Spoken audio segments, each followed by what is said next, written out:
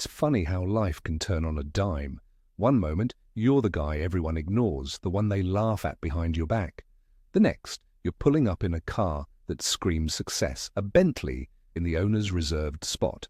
But here's the thing no one tells you about being at the top. It doesn't fill you. It doesn't complete you. It just makes you question who you really are underneath it all, who you become when no one's looking. I didn't set out to prove anything, but somewhere along the way I forgot that. Somewhere along the way I started thinking that this car, this power, this image was me. And that's when I realized I was just playing a part. But now, I'm done with pretending. I'm Jason Hart, 32 years old, and I'm still figuring out who I want to be. I had always hated the way people looked at me. It wasn't the looks of Admiration or respect, but the kind of looks that made you feel small, insignificant. It was the way they stared when I drove up in my old beat-up car. The kind of car that had seen better days, a past long forgotten under layers of rust and peeling paint. I didn't care about the judgment. I didn't have the luxury to. At least that's what I kept telling myself.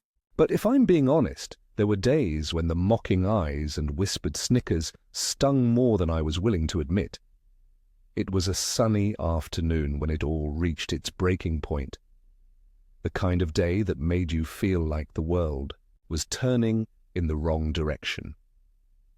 I was pulling into my usual spot at work, the one in the far corner of the lot where the old cars go to die.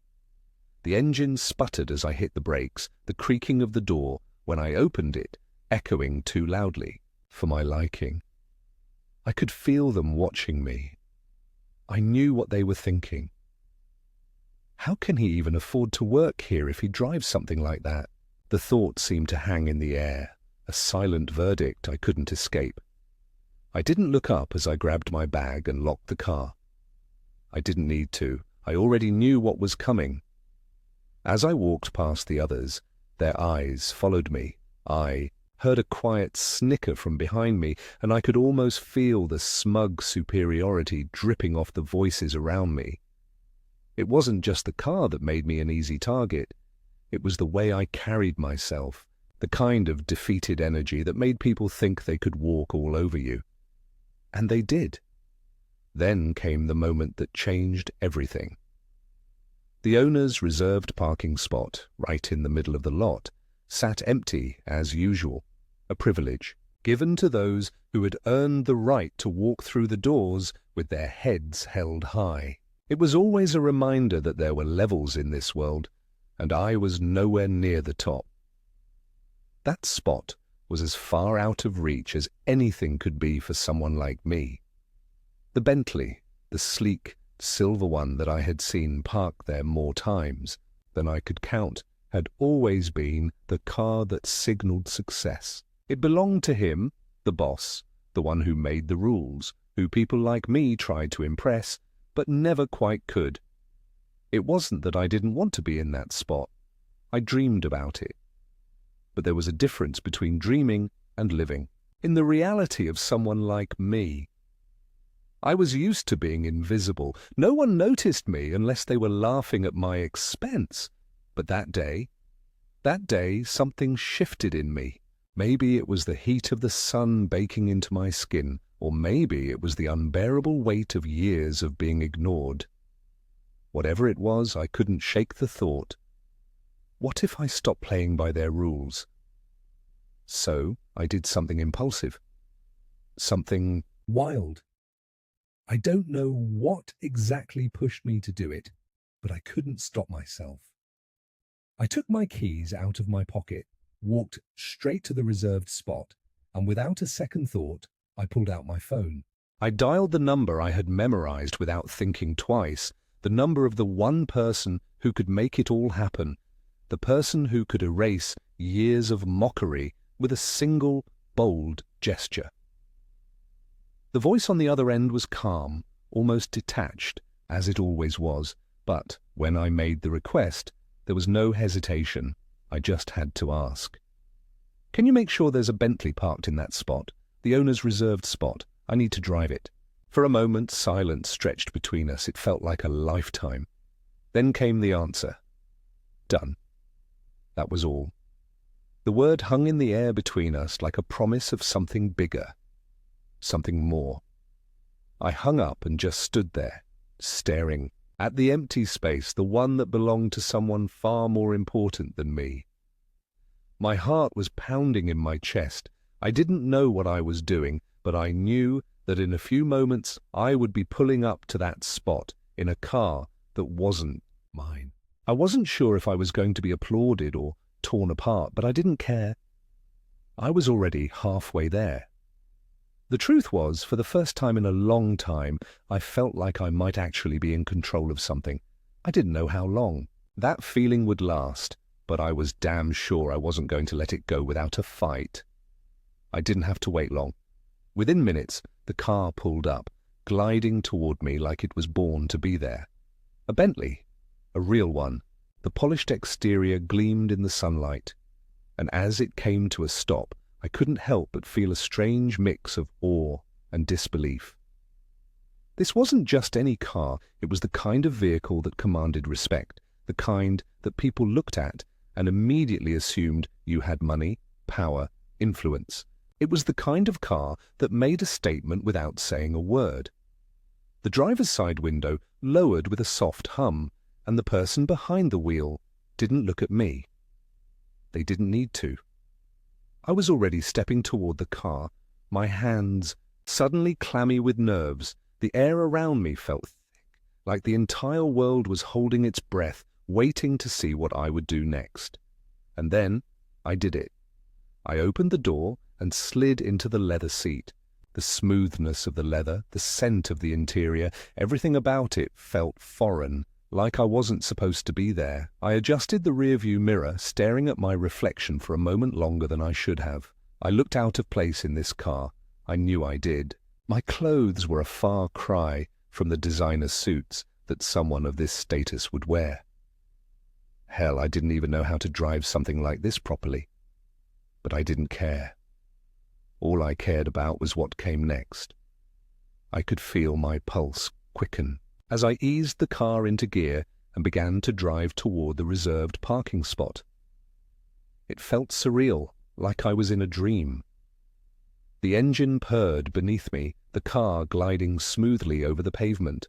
As I neared the spot, I saw the usual group of people, my co-workers, the ones who had snickered at me, the ones who had never once thought I was anything more than the guy in the beaten-up car. They didn't see me yet. They didn't know what was coming. I parked the Bentley with a precision I didn't know I was capable of. The engine cut off, and I sat there for a moment, staring at the empty space in front of me. For once, the world felt like it was exactly where it was supposed to be. Everything had shifted in that moment, and I was no longer the guy they mocked. I wasn't the guy who had to slink to the back of the lot, parking my rusted-out piece of metal. I opened the door slowly and stepped out of the car. The sound of my shoes hitting the pavement felt louder than it should have been, echoing in the silent lot. The whispers began almost immediately. Heads turned, and the eyes that had once ignored me, or worse, looked down on me, now looked at me with a kind of shock. Their expressions ranged from confusion to disbelief, and for the first time in a long time, I didn't feel like I was invisible. But there was something else, something deeper, gnawing at me. The adrenaline, the rush of the moment, it was intoxicating. Yes, but it also made me question why I had done this. Was this all just a game? Was I playing into their hands, giving them the satisfaction of watching me rise up, only to fall back down? I hadn't thought about it before, but now, standing there with the Bentley beside me, I had to admit, part of me was still afraid of how quickly this could be taken away, afraid of how quickly I could go back to being that nobody, the guy with the beat-up car and the dull life.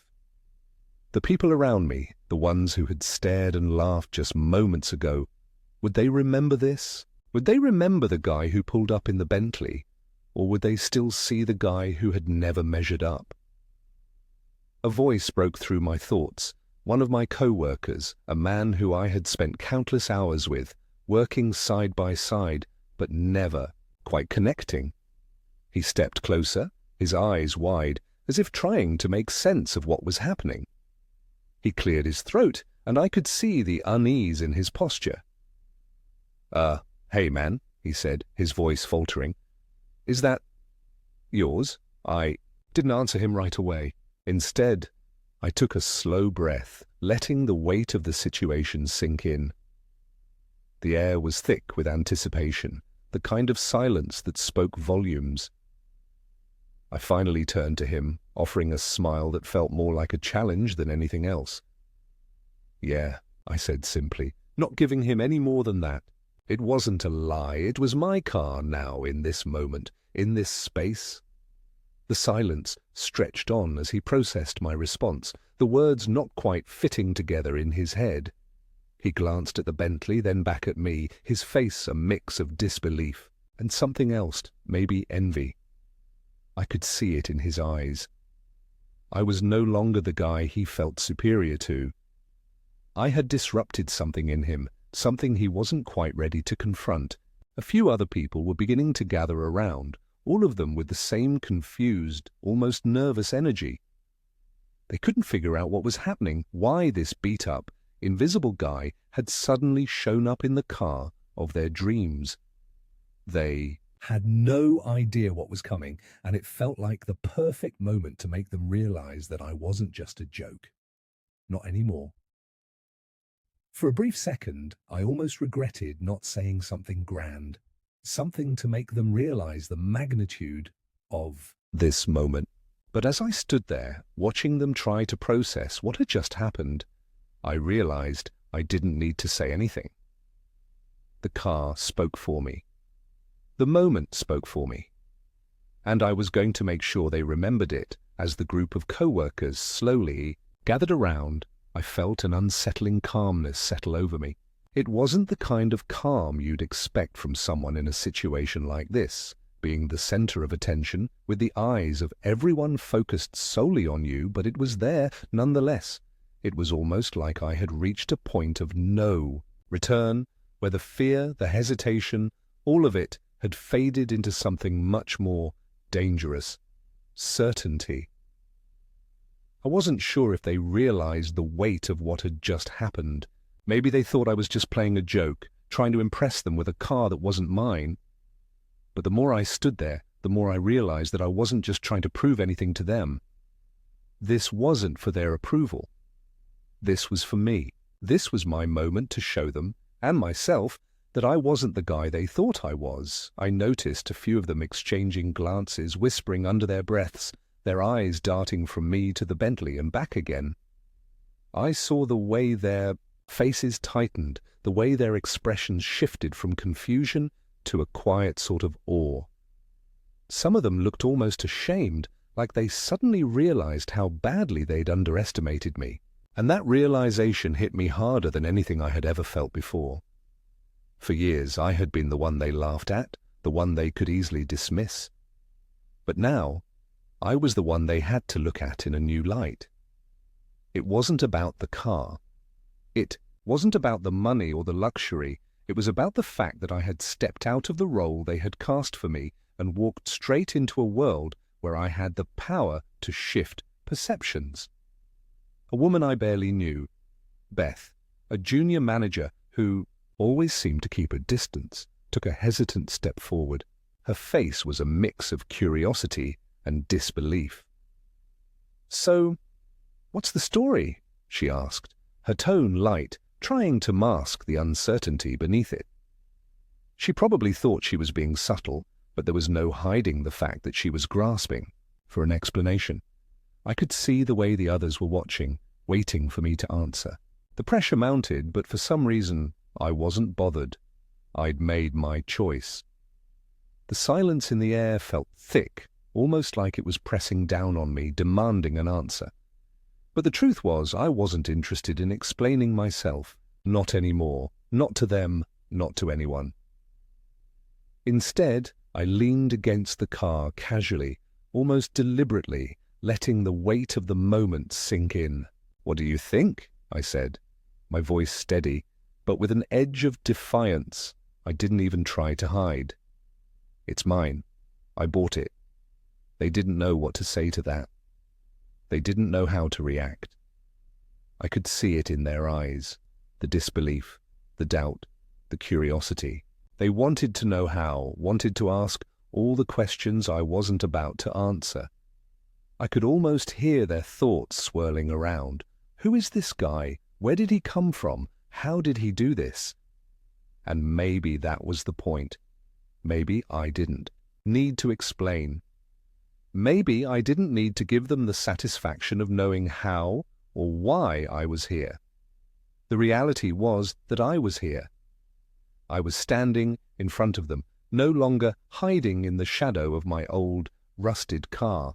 I had become something more than they could ever imagine. I saw the hesitation in Beth's eyes, a flicker of something unspoken between us. She wasn't part of the group that had mocked me before, but she had still never paid me any real attention. Now she was looking at me differently. They all were, and it felt damn good. But beneath that rush, beneath the rush of proving them wrong, I couldn't shake the feeling that something bigger was at play here. Was this the start of something new, something I had long dreamed of, but never thought would come? Or was it just a momentary lapse in reality, a fleeting high that would eventually crash down to earth? The truth was I wasn't sure, and that uncertainty gnawed at me, even as I stood there in the Bentley, standing in the very place where I had always felt like an outsider. I could feel my heart beat faster as the weight of everything I had done started to sink in. The spotlight wasn't as bright as it seemed from the outside. It was heavy, and I was starting to feel it pressing in on me. I had the power in that moment. The power to be someone else. But who was I really? Who was I now that I had the car, the attention, the position I'd always dreamed of? It wasn't the car that defined me, and it certainly wasn't the approval of the people around me, but still there was something undeniably intoxicating about the way they looked at me now. One by one, they started to drift away, slowly returning to their tasks and their routines, their curiosity fading as quickly as it had come. But I remained standing there, my hands stuffed into the pockets of my jacket, staring at the empty spot where my car had been parked just a short time ago. They had all left, but the impact of what had just happened still clung to me, weighing me down, and as I watched them go, I realized something. It didn't matter if they understood or if they believed me. What mattered was that I had finally done it. I had walked into their world, stood on the edge of their reality, and made them question everything they thought they knew about me. It didn't matter what came next. The moment was mine. I was done being invisible, done being underestimated. And I was going to make sure they knew it. Section 4. The rest of the day felt like I was living in a parallel reality. I went through the motions, meetings, emails, the usual grind, but my mind was always circling back to that moment, the way everything had changed in a matter of seconds. It was like stepping into a new version of myself, a version I wasn't entirely sure how to handle. The way people treated me was different now. I could see the subtle shifts in their behavior, the way their voices were just a little bit softer, their smiles a little bit wider. They weren't mocking me anymore. They weren't looking down on me. In fact, they were almost too careful around me, like they were treading on fragile ground. The silence after I had parked the Bentley still hung in the air, an invisible barrier between who I had been and who I was now. I couldn't decide if I was reveling in the attention or if I was growing uncomfortable with it. They were all treating me like someone else, and I wasn't sure if I had earned it or if it was just a game, one where the prize was hollow, fleeting. I sat in my office, the chair feeling too big, too unfamiliar, as I stared at the email I had been working on. My fingers hovered over the keyboard, but my thoughts were miles away. What was I supposed to do with this newfound power? This recognition I had always been on the outside, looking in. I had always been the guy who blended into the background, who no one cared enough to acknowledge, and now, suddenly, I was the guy who had everyone's attention. But at what cost? The phone buzzed, breaking my thoughts. I glanced at the screen. A text message from my old friend Michael. He was one of the few people who had never treated me like I was invisible, but even he had his doubts about me. We'd grown up together, and while we weren't the closest, there was a certain understanding between us. The message was short. Saw you in the Bentley. What the hell happened? Did you win the lottery or something?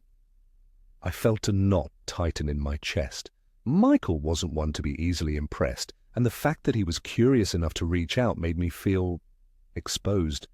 I wasn't sure how to respond.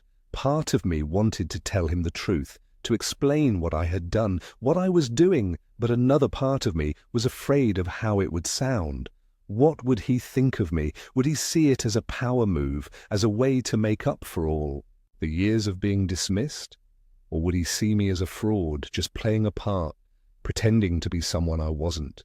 I stared at the message for a while, my thumb hovering over the reply button. I didn't want to lie, but I didn't want to tell him the whole story either. So I settled for something vague. Let's just say things are changing. I'll explain. Later, I hit send and immediately regretted it. It felt like a cop-out, like I was hiding something. But I didn't know what else to say. The truth was, I was still trying to figure it out myself. The rest of the afternoon passed in a blur. The usual faces walked past my office, but now I noticed how they looked at me differently. It wasn't just the looks of curiosity anymore. There was something else, something heavier, like they were trying to see if I was the same person they had laughed at, the one they had ignored, or if I had truly changed. I didn't know if they could see it, but I could feel it. The weight of my own transformation, the way the ground felt different beneath my feet. By the time the day ended, I felt mentally drained. The strange mix of excitement and anxiety left me with little energy to deal with anything else. I grabbed my jacket and left the office, heading toward the parking lot. I half expected to see the old car waiting for me, but when I rounded the corner, my eyes locked onto the Bentley again. It was still there, sitting in the reserved spot like it belonged. I stood there for a moment, just staring at it. The glossy surface reflected the fading sunlight, and the car seemed to taunt me in its perfection. For a brief moment, I thought about getting into the old car, the beat-up one that had once been my identity. The car that had kept me grounded, kept me real. But that thought was quickly replaced by something stronger. The desire to own this new reality. I slid into the Bentley, the leather seats feeling almost too luxurious now. I started the engine, the sound smooth and powerful, and I let it idle. For a moment, listening to the hum of the engine as the world outside seemed to slow down. The weight of the day, of the choices I had made, pressed down on me. This wasn't just a new car. This was my ticket to a new world, a world where I could rewrite the story I had been living for so long. I drove out of the parking lot with a sense of purpose, but also a gnawing unease. I wasn't sure where this was leading. I wasn't sure if I was just playing a part, or if I had actually become someone else entirely. But one thing was clear, I couldn't go back. The world was watching, and I wasn't about to disappear into the background again.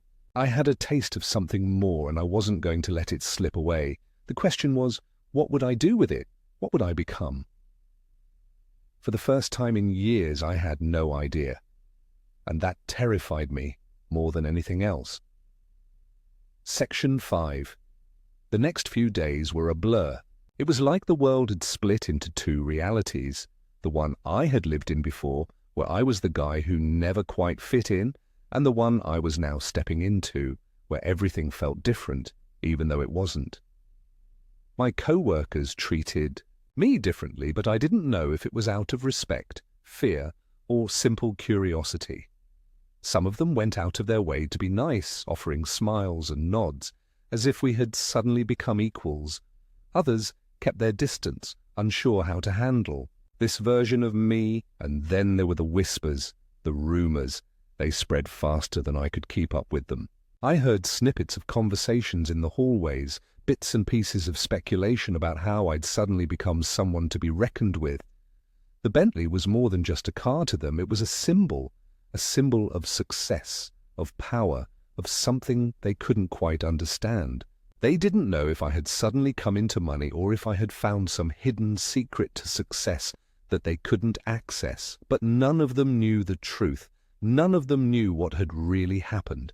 They didn't know how little of this was planned, how little of it was in my control. I couldn't help but feel a twinge of guilt every time I passed someone who had once laughed at me. The way they looked at me now was almost uncomfortable. They didn't know what to do with me. They didn't know if they should still look down on me or if they should acknowledge that, for once, I was the one who held the upper hand. That was the strangest part. The power had shifted, but it didn't feel like I had truly earned it. That evening I drove home in the Bentley, but the excitement had worn off. The newness had faded. It was still a beautiful car, still the key to a world I had only ever dreamed about, but the reality was much different than I had imagined. There was no grand sense of fulfillment, no satisfaction from proving people wrong. Instead, it felt like a weight, a responsibility that I wasn't sure I wanted to carry. The truth was, I wasn't just carrying the weight of the car, I was carrying the weight of who I had become in the eyes of others. The person they thought I was now. The person I wasn't sure I wanted to be. When I parked the Bentley in my garage that night, I sat there for a long while, staring at the steering wheel. My fingers gripped the leather tightly, as if it might slip away from me, like I could lose everything in an instant. And I realized that the person I had become was just as fragile as the one I used to be. I wasn't sure if I had changed or if I was just playing a part. The image of success, of power, was so easily attainable, but the cost of that image, of the validation, of the attention, was heavier than I had expected. I had gone into this thinking that the car, the attention, would fill something inside me that had always felt empty. But now, all I felt was this hollow ache.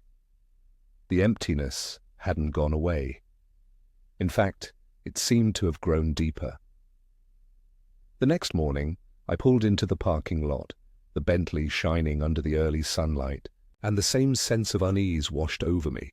I was starting to realize that I wasn't just driving a car anymore. I was driving a story, one that people were eager to tell about me. The guy who went from nothing to everything, who defied the odds. The guy who had made it, but what was the truth behind that story? Did it even matter anymore? I couldn't tell. All I knew was that it was getting harder to separate the real me from the person I had become in their eyes. Was I still the guy who had once been mocked, the guy who had driven a beat-up car, or was I the guy in the Bentley, the one who had finally made it? The truth, as it always was somewhere in between. It was the moment I had been waiting for, but it wasn't the victory I thought it would be. There was no sense of fulfillment, no triumph. Instead, there was just a deep realization that the Bentley didn't define me. Neither did the people's approval, the envy in their eyes, or the whispers that followed me wherever I went. Those things weren't what made me who I was. It was the way I carried myself, the way I lived my life when no one was watching, when the spotlight wasn't shining on me. It was the quiet moments, the simple decisions I made when there were no cameras and no expectations. In the end, the Bentley wasn't the key to a new life. It was just a vehicle, literally and figuratively, that carried me from one place to another. But the journey I needed to take wasn't about the car or the image I had built. It was about me coming to terms with who I really was underneath. All the layers of success, power, and validation. I parked the car one last time in the reserved spot. This time, I didn't feel the need to make a statement. I didn't feel the need to prove anything to anyone. Instead, I just took a deep breath and let the weight of the moment settle over me. I had walked into this new world thinking it would give me everything I wanted: respect, admiration, a sense of belonging. But it gave me something else, a deeper understanding of myself. And that was the real victory. As I walked away from the car, the people around me glanced up, their eyes filled with curiosity, but I didn't care anymore. They could see what they wanted to see. I had learned something more important than their approval.